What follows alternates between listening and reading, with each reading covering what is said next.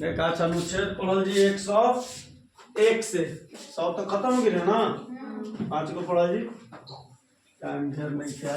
देख अनुच्छेद 101 का कहता क्या एक संसद दोनों सदनों का सदस्य हो सकता है यदि कोई आदमी संसद के लोकसभा के सदस्य बा मान लीजिए टाइम पर राज्यसभा के भी सदस्य चुना गए लोग कहले बा कि 10 दिन के अंदर ओकरा एगो सीट पर क्या करे के पड़ी हटे के पड़ी एक सीट ओकरा छोड़े के पड़ी।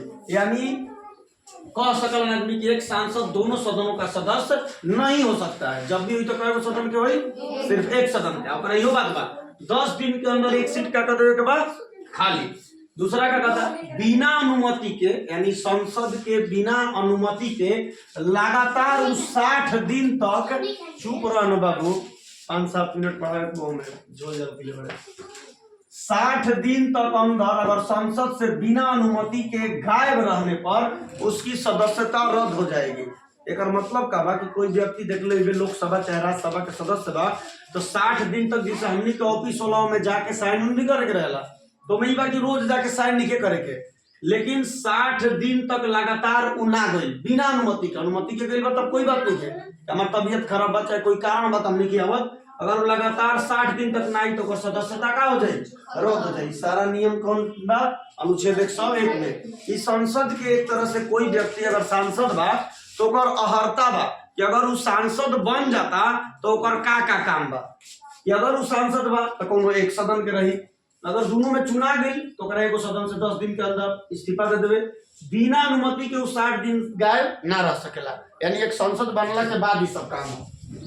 अनुच्छेद 102 संसद के किसी सदस्य के रूप में चुने जाने या बने रहने के लिए अयोग्यता से संबंधित है। कि अगर संसद के तू सदस्य के रूप में चुनल जा सकलन तो बने रहने के लिए मान लो तू सदस्य बन भी गिला तो अगर सदस्य तारा बनल रहेगा बीच में भी सदस्यता रह होला।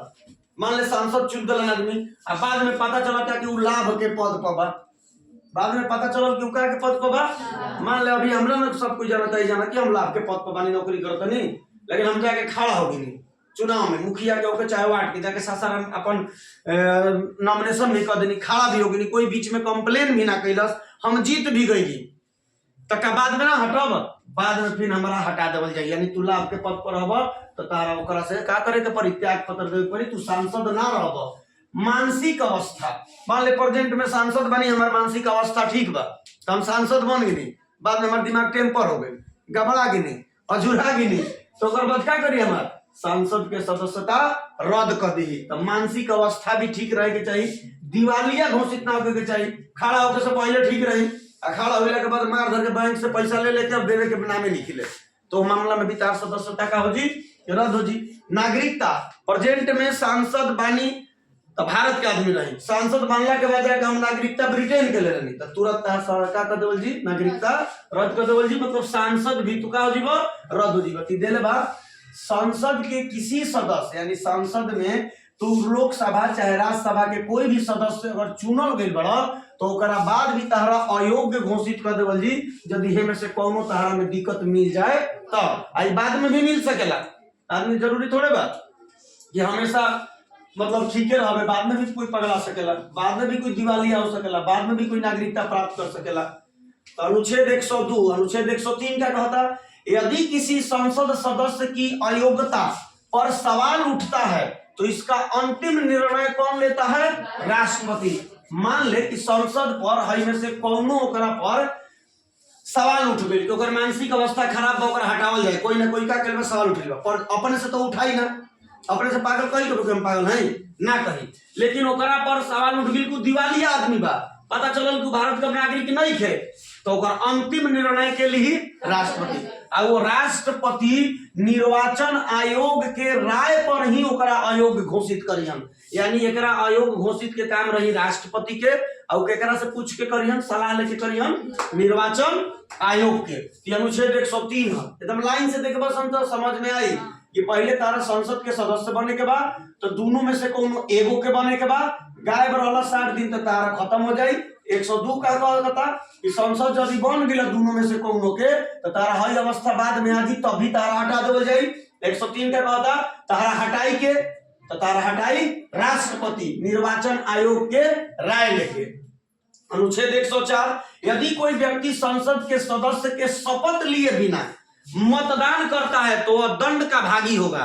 मतलब कि मान लो संसद सदस्य बा आ जाके जो संसद के देखबे शपथ दिलाला तो एने बाद में देख लो इवसन विधानसभा में जाके सांसद के शपथ ले रहे अनंत से, काहे कि जब चुनाव भइल जीतल तो कहाँ रहे, जेल में रहे, लेकिन बाद में निर्णय तो पहला काम बा कि तू संसद में गइल तो जाके का लेबो पहले शपथ। मान लो शपथ ना ले लो आ तू वोट दे देला, अब सारा शपथ लेवे के तोरा मतलब ना वाला गोदरा आदमी कोठा में शपथ ले ही नहीं तो ओकरा कोई जबरन दिवेला तो बाद में आइल बा छूट गइल तो उ ध्यान रखे कि हम सदस्यता भी शपथ नहीं ले तो हम मतदान ना करब, ई ना कि जाके मतदान कर देबो तो बाद में तारा का दे देवल जी दम, ताकि तू ध्यान रखबई बात के कि यदि तू संसद के सदस्य बन गइल बा तो तारा शपथ लेवल अनिवार्य बा।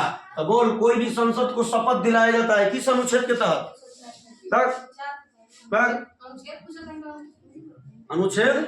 अनुच्छेद अनुसूची मारे जब अनुच्छेद नाम पूछा था नहीं 3 बोलत, अनुच्छेद 3 के चलते का पहले सब तो 4 बोलत रही पंगो दिन बतैले रही। पहले का मिली, पहले वेतन मिली तब ना शपथ दिलावल जी, बार बार भुला जाता सब।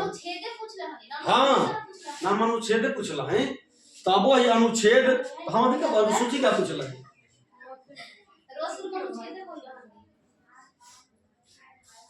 हम अनुच्छेद बोल रहे हैं। अनुच्छेद में अच्छा अनुच्छेद 3 में शपथ बा, अनुसूची में ना बा, अनुसूची में शपथ ना बा, अनुच्छेद में कहाँ बा? तो तू उतर बोल रही से ना का बोल रही से शुरू में 4 बोल रही। अच्छा 104 बोल रही, 104 के तहत शपथ थोड़े देवल जाता।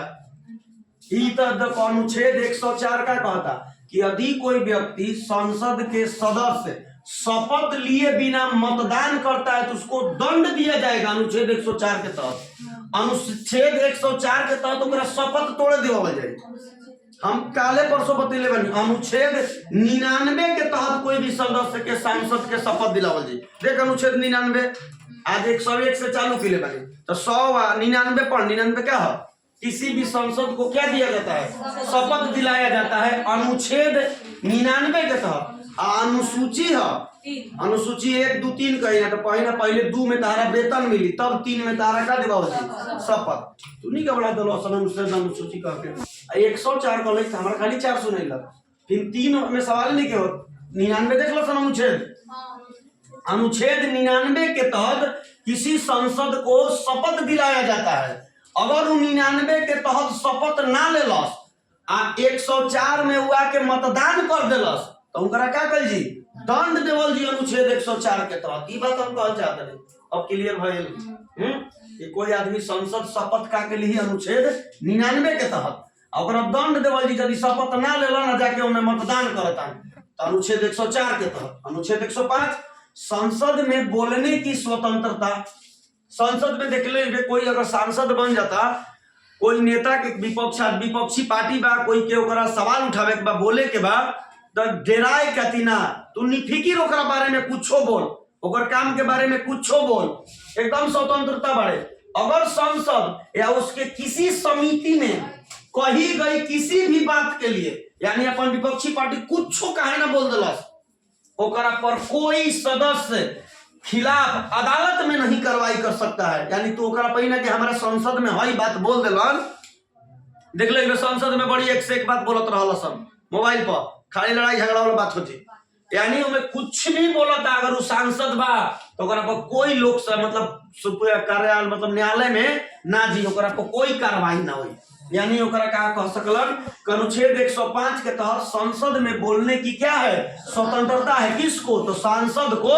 सांसद कोई भी किसी भी समिति के बारे में, समिति मतलब का कि मान ले कि जे काम करता अभी मोदी काम करता तो लोकसभा के पक्ष के नेता हम, अभी राहुल गांधी मान लोकसभा के विपक्ष के नेता। विपक्ष के काम है कि कोई भी पक्ष के आदमी कितना बढ़िया काम करता ओकर कुछ कमी निकाल के ओकरा बताना। ये चलते कहा जाला विपक्ष के रहल बहुत जरूरी है। विपक्ष तोरा ई बात के बतावेला कि तोरा में का कमी बा, जना कहल जाला कि अपन दुश्मन के अपना बगल में रख ताकि वो बार बार तोरा ई बात के इंगित करत रहे। काहे को तोरा में बढ़िया चीज होबे ना करी आ तू खुद अपने में खराब चीज जो ना पइबे तो ऊ तोर बहुत बढ़िया काम करी। जोन बगलवा में बा उतार कोनो कमी बता दी तो ओकरा पर खिसिया मत, प्रेम करो ओकरा से, वो बताई सारा बता दिले। अगला बार एकरा पर हम क्या करो, सुधार करो, ठीक कर ले। तो ओकरा कह देला कि भीरी रख, निंदा जो करता है उसको नियर रखना चाहिए, नजदीक रखें। अब समझ में आता? तो सांसद कोई भी स्वतंत्रता से बोल सकता है, संसद में किसी भी पक्ष या विपक्ष में उसे बोलने की आजादी है अनुच्छेद 105 के तहत। तो उतार लो, तर वजह तो कुछ ज्यादा समझ में आ जी ना ही तो पूछ ले वजह।